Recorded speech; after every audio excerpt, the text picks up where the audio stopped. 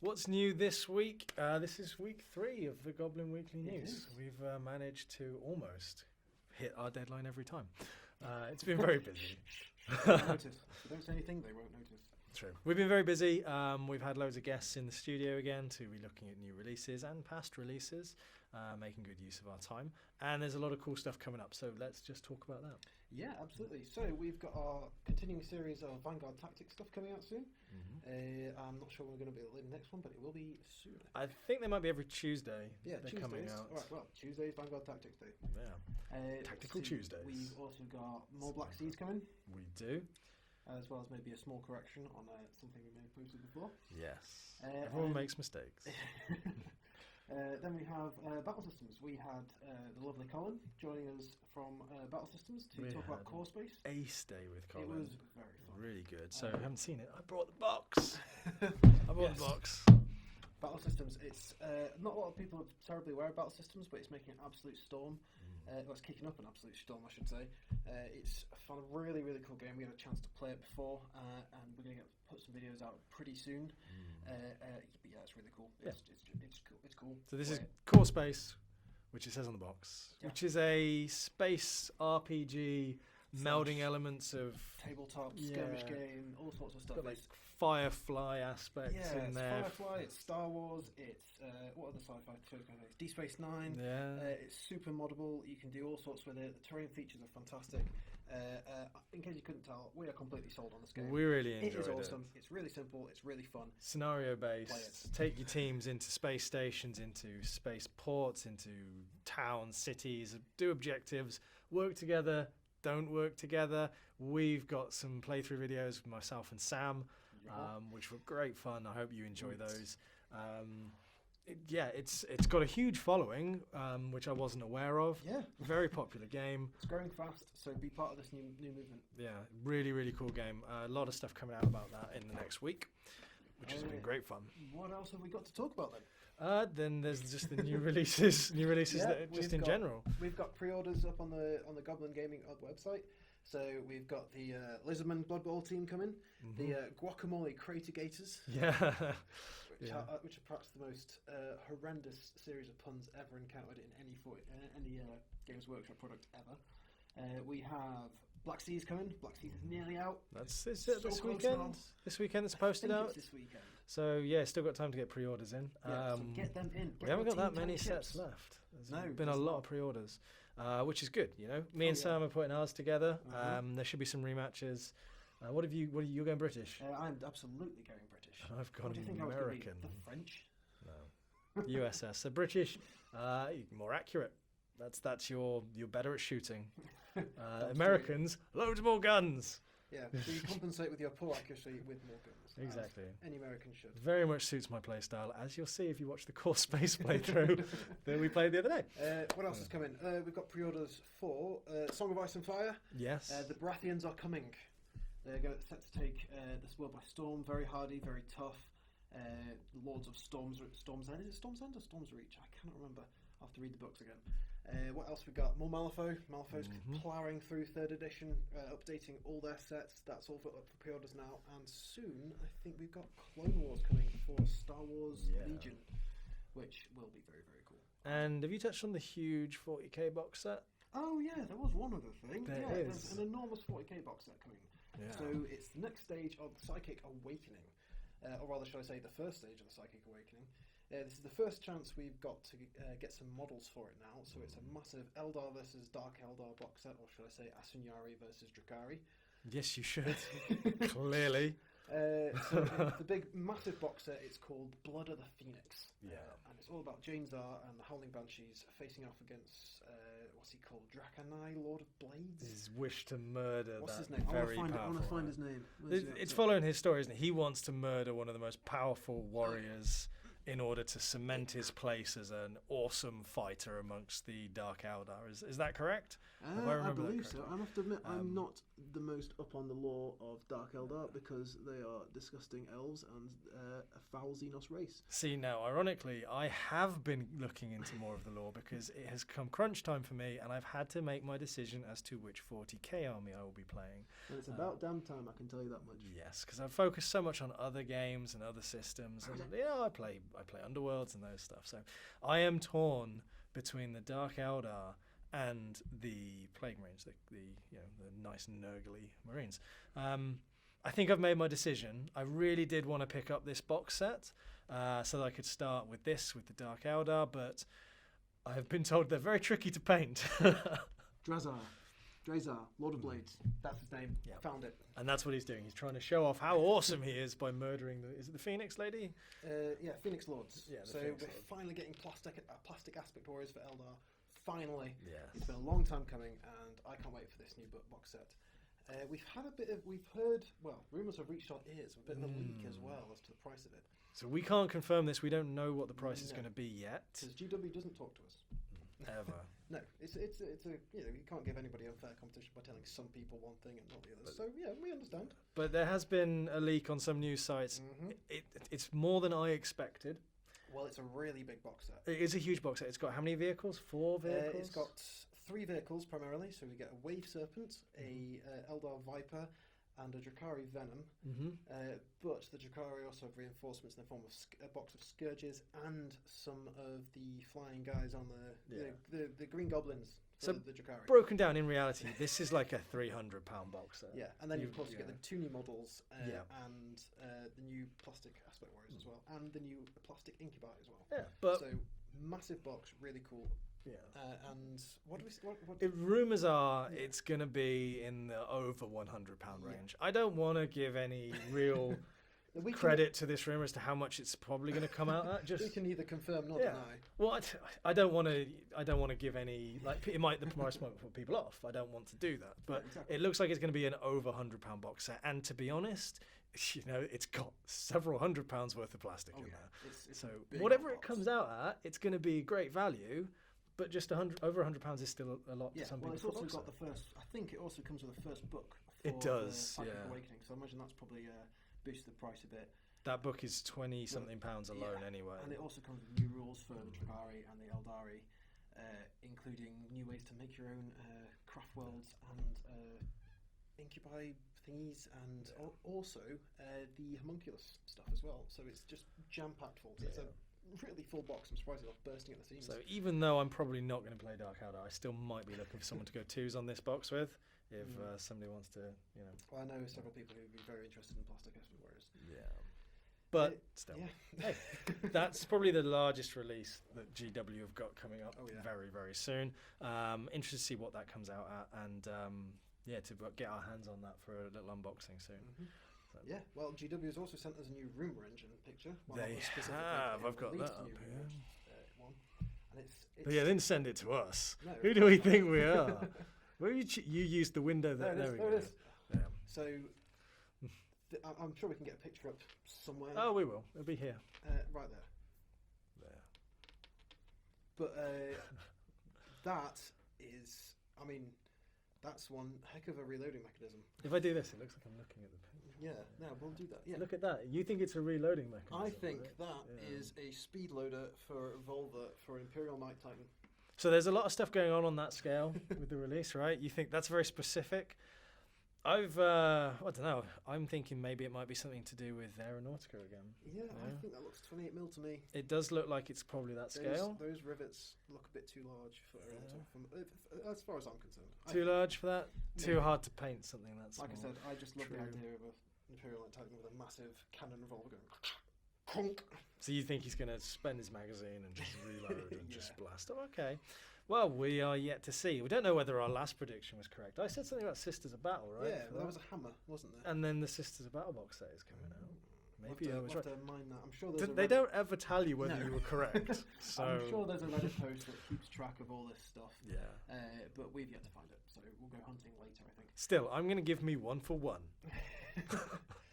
Let's see what else is coming soon. So Modiphius. Yes, They are releasing a Skyrim tabletop game soon. We've seen previews of the models. Are we going to get a preview of them? up there? Or should I keep looking? Or? You know what? I think we have some pictures somewhere of the Dragonborn model. Yeah, and I've seen a bunch of pictures of the Stormcloaks and the Imperials, and there's also things like Droga and Druga. That's because somebody Nordic, please explain us how to actually say that. I'm interested to see how this game plays out because obviously Fallout is very different, and this appears to be maybe a bit more mass battle than skirmish. And I don't think Modiphius do any other mass battle games. Yeah, that'd be an interesting one to look out for. So they are good with their rules, and they do really in-depth games. So this could be, for those people who aren't perhaps interested in Song of Ice and Fire, I can see this maybe being somewhat similar to Song of Ice and Fire. Who knows? With a Skyrim twist. We'll ask them. We like Modiphius. I think they like us. We'll find out as much as we can. They like us. They do. We sell a lot of their stuff. Yeah. If you want to see more of the Modiphius stuff, like the Fallout stuff, please leave a comment. Let us know, because we did do a Fallout game, which was quite well received. So if you want to see more Modiphius stuff, including Fallout and other bits and pieces, please do leave us a link. Leave us a comment, and we'll read that. We won't follow any links you leave in case they're malicious. Yeah, please. But what else we got? We got Fantasy Flight stuff. Yes. So they are steaming ahead with second edition X-Wing. Did I really talk about that? You touched on it. I did touch on it. Yeah. So they're re-releasing all their old kits into second edition with better packaging. Yes. It used to frustrate the heck out of me, the massive amounts of dead space, but it seems that they're sort of cramming everything a bit back together, making it a bit easier. Dead Space would make a good board game. Oh yeah, I might play that. I would.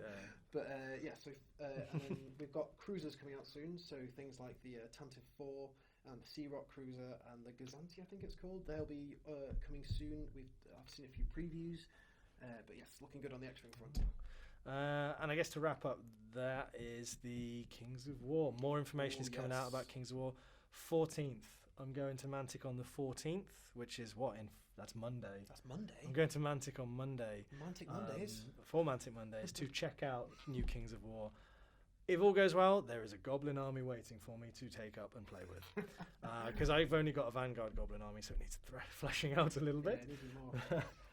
But that's going to be very interesting to look at. I'm super excited about the third edition of Kings of War. Is it the third edition? It is third edition. Third edition Kings of War. If I haven't got the full video out by then, we'll splice it into next week's news show to give you a little bit of an idea with that. So, that's kind of wraps up what's coming up. There's stuff from Warlord coming soon, but we give them so much love that we can talk about them next time. And there's some Soul videos we want to do on core space review and stuff like that. What else? What have you got going on, Sam? I've only just come into the office. How are you today? Well, I stumbled across something interesting and slightly distressing. Okay. So last week, it appears that Wendy's, the American burger company, has actually released their own roleplay game. Yes, I came across this on my Android newsfeed the other day. Yeah. I haven't looked at it yet. I hadn't seen that before, and I was curious. So I clicked open Pandora's box, and I have found a hideous realm of... I don't know how to describe it. Is it that bad? I've got it here because you fired it over for me to open up, and I haven't looked at it yet. I had to show Rich as soon as before he even came through. I was sending him the PDF, and it's a little bizarre. Download the PDF. But it actually looks quite fluid. I can see there's some blood coming. That's really good artwork, to be fair. The artwork is fantastic. I'm going to whip that up there in post-edit. Yeah, the artwork's really good. Cool. It looks like a solid RPG system. So what's this? They're not wielding fries or anything? No, but everything is very thematic, shall we say. The fight against frozen beef. So Wendy's have this thing where their whole spiel is that they never freeze their beef. It's all fresh every time. Which makes them better than everybody else. I'm not really sure how valid that is, but continue, Wendy's. I'll give you. You've still got my ear. That's their thing. And all the classes and the abilities and the monsters and things are all stuff related to fast food. Okay. I'm just going to read you some of these out. So I'm just going to read out some of these classes and archetypes and things. Okay, so choosing your order will determine what your character's specialities are as you journey through the realm of Beef's Keep. Here is where you get to decide exactly how you'd like to play. So, the first example is the Order of the Chicken, which specialises in the art of the chicken and contains the Order of the Spicy Chicken Sandwich, with such abilities like Spicy Touch, Slow Heat. Smoke Screen. What else is there? There's 90-foot casting distance. And then they have the Order of the Homestyle Chicken Sandwich, which has such abilities like home is where the hearth is. Just take a bite. Quick burn. Keep going. Just keep going. Read the funny ones. Add a little flavour to it, which is a buff ability. Team Crispy. Inspiration. That's it. So add a little flavour to it. It's literally like bardic inspiration. Right. Then there's the Order of the Chicken Grilled Sandwich, which is things like take a large bite, upsize combo. Everything is fast food themed. Upsize combo. And it's terrifying, but we get to find my favourite series of classes. So if you just keep scrolling down. Yeah. So, there's the Order of the Chicken Nuggets. Okay. But then we have the Order of... Wow, the beefy dude. So the first class is Order of the Baconator. What abilities they have? Late night craving. Make it a double. It's a passive ability. Level 5 ability, 6 strips of bacon. On one successful attack roll, make 6 concurrent attacks. This, I'm not sure. The artwork is really fantastic. Make it a double. You are allowed to perform 2 actions per turn. Somebody has put some serious into this. Applewood smoke bombs. And then there's the Order of the Junior Bacon Cheeseburger. Order of the Dave's Double. I'm not even sure what Dave's Double is. What is a Dave's Double? I really want a Wendy's. Do we have Wendy's in this country? We've got Wimpy Burger, which is good. And then we get to my favourite ability, which is the level 4 ability of the Order of the Dave's Double, which is Beefy Boy. On a charm check of 14 or higher, all members of the party who have chosen the Order of the Beef will gain +2 to their defense stat for the rest of the turn. Wow. 4 turns. 4 turns. So you're going to roll up a Baconator. I think I'm going to have to. Again, comment if you want to see us play this game. Yeah. Because I am... Order of the Chili. It's all free. The PDF is the whole thing. free. They put loads. There's character sheets. There's character sheets. There's an entire campaign in this book. Feast of Legends. It's like a 100-page PDF. I'm trying to get back to page 1. Use the scrolly thing. Yeah, I'm not having much luck. On the side. I keep missing because the laptop keyboard is so far away.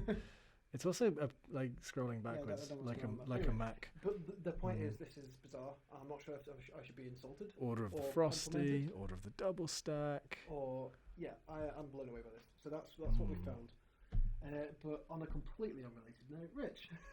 Yeah, I like this intro into the world. Should we just give them the intro to the world? Okay, let's do this. Should we do this thematic? All right, let's get these down here. Yeah, you can do the first paragraph. I'll do the second paragraph. You are adventurers in the realm of Beef's Keep, where the nations have been splintered over major disagreements how to treat the realm's people. Creeping Vale and the United Clown Nations, have led their people into a collective darkness known as the Deep Freeze. While the world currently feels like a cold and desolate place, you reside in the one nation that remains a true beacon of hope. Freshtovia. Freshtovia is known for its lush fields, signature dishes, and red-headed queen, Queen Wendy. As Queen of Freshtovia, Wendy has clapped back at all attacks on her borders. She is strong and has maintained her nation's integrity despite the growing pressure of the other nations. That's deep. I've got chills. Oh no, I can't have chills, that's bad. No chills in Freshtovia. Only warm. I don't know what to make of this, if I'm totally honest. But anyway, it does say that if you've ever played a tabletop role-playing game before, you'll find yourself quite comfortable with our setting and rules of adventure. It is essentially definition. Sam does not feel comfortable with this. No, I'm very uncomfortable. This makes me distressed in many, many ways. But again, comment down below if you want to see us play a one-shot of this and maybe run through the campaign. We'll make it a series of videos. Who knows? Yeah. We'll try and get the rest and of our Goblin adventures staff in as Freshtovia.